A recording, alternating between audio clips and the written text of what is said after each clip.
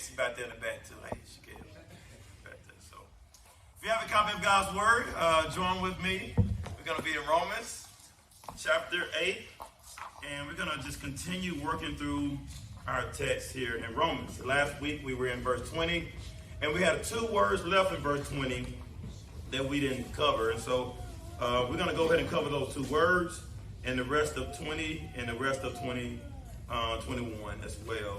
So let me read 20, Romans chapter 8. Romans is found in the New Testament.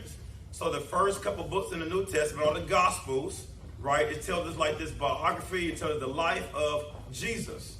Then Acts is now Jesus has left, been ascended to the Father. Now the disciples are given the same task Jesus was given, proclaiming the great gospel of the Father unto the dying world. And after Paul and many disciples, Peter took the gospel around the world. Now Paul writes letters to the churches to encourage the churches.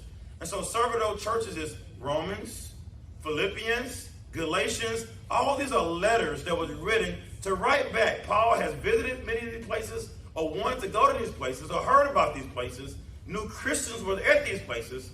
So Paul wrote letters to them to encourage them on what they might have been facing at the time. Some in Ephesians, they was facing an issue with idolatry. They had a great statue of Artemis, I believe. Artemis?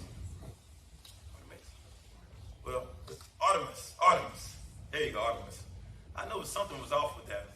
And so Paul wrote letters to encourage the Ephesian church, the Philippian church. Paul knew what it means to suffer. Paul was in jail when he wrote this letter. So Paul wrote a letter to the Philippian church in Philippi, right there, not too far from Thessalonica. He writes them a letter to encourage them that regardless